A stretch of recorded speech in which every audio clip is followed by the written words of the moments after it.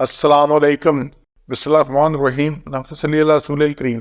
سورہ آل عمران کے 16 مرکزی موضوعات میں سے ہمارا 13واں مرکزی موضوع احکام ہے۔ اس کے 9 ضمنی موضوع ہیں اور ان میں سے 9واں اور آخری ضمنی موضوع ہے توحید۔ توحید ایک بنیادی چیز ہے، اسلام کی بنیاد توحید پر ہے۔ قرآن مجید کے 3 بنیادی موضوعات ہیں، پہلا ہے توحید، دوسرا ہے رسالت اور تیسرا ہے آخرت۔ تو اس میں سے بھی توحید کو دیکھیں، یہی ایک موضوع ہے جو سب پہ ہے، کیونکہ رسالت کس لیے آئی؟ توحید بتانے کے لیے، اور جو توحید نہیں مانیں گے ان کو قیامت کے دن سزا ملے گی، اور جو مانیں گے ان کو اجر ملے گا، آخرت بھی اسی لیے۔ اگر توحید یہ ہے کہ بندہ اللہ کو مانے، اس کو مالک بھی مانے، بادشاہ بھی مانے، حاکم بھی مانے، حکم بھی مانے اس کا، اور سب کوئی مانے، تو پھر مسئلہ کدھر ہے؟ دنیا میں کوئی ہے؟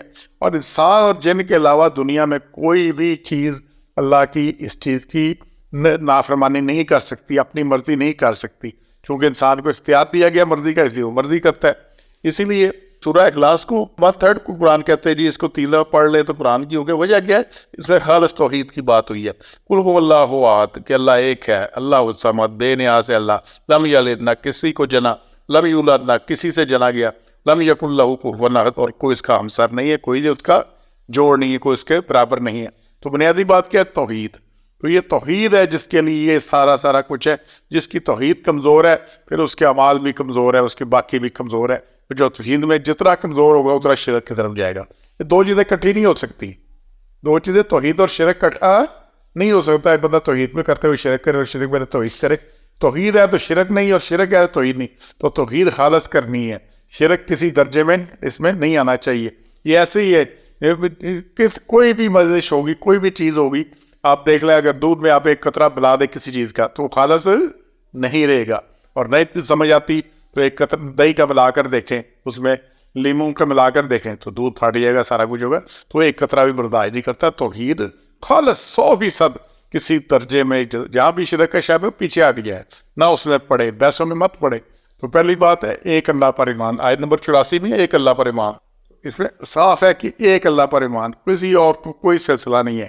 اس کے بعد یہ دوسرا اور تیسرا نقطہ ہے آیت نمبر 18 میں سے، اللہ تعالیٰ خود گواہ ہے کہ اس کے علاوہ کوئی معبود نہیں، اور فرشتے اور اہل علم بھی اللہ کی حقیقت اور ایک معبود ہونے کے گواہ ہیں۔ یہ آیت نمبر 18 میں اللہ نے واضح طور پہ کہا سورہ آل عمران کے اس آیت میں، شاہد اللہ انہ لا الہ الا اللہ نے گواہی دی کہ کسی کی بندگی نہیں اس کے سوا۔ جب اللہ خود گواہی دے رہا ہے کسی کی اور کیا ضرورت ہے؟ پھر والملائکۃ، اور فرشتوں نے، والعلم، اور علم والوں نے، کہ قائماً بالقسط، وہی حاکم ہے، وہی انصاف ہے، سب کچھ سیکھا ہے، اور لا الہ الا هو العزیز الحکیم، کسی کی بندگی نہیں اس کے سوا، وہی زبردست ہے، وہی حکمت والا ہے۔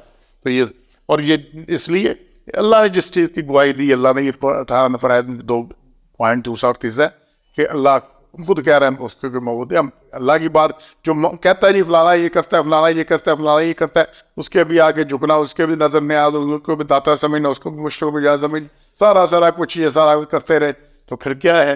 یہ اللہ کی گواہی کی مان نہیں رہا اس چیز کو، اور پھر اس میں یہی خرابی آنی ہے۔ اس کے بعد جی 62 میں ہے اگلا نقطہ، معبود حقیقی ایک اللہ تعالیٰ ہے۔ اس میں بڑا واضح کہ وما من الہ الا اللہ، اللہ کے سوا کسی کی بندگی نہیں ہے۔ وَإِنَّ اللَّهَ لَهُوَ الْعَزِيزُ الْحَكِيمُ، وہی زبردست ہے، وہی حکمت والا ہے، اللہ کے سوا کسی کی کوئی بندگی، کوئی کچھ نہیں ہے۔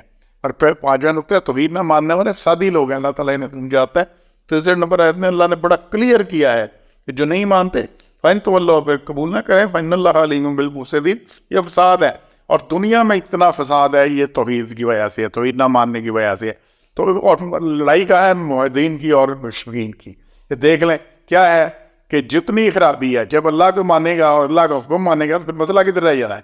ہر ایک کا حق دینا ہے، کسی پر زیادتی نہیں کرنی، اور جو کرے گا اس کی پھر پیشی آخرت میں سارا۔ تو یہ بنیادی اللہ نے اللہ جانتا ہے بالمفسدین، فساد کرنے، اور یہ فساد فی الارض کرتے ہیں، جو توحید نہیں کرتے، شرک کرتے ہیں، پھر اسی شرک کے لیے لگے رہتے ہیں، وہی شیطان کے چیلے بن جاتے ہیں، حزب الشیطان بن جاتے ہیں، پھر اسی میں بڑھتے جاتے ہیں خرابی، پھر توحید کرنے ان والوں سے لڑتے ہیں، اور اسی میں مسائل پیدا ہوتے رہتے ہیں، یہ مفسدین ہیں۔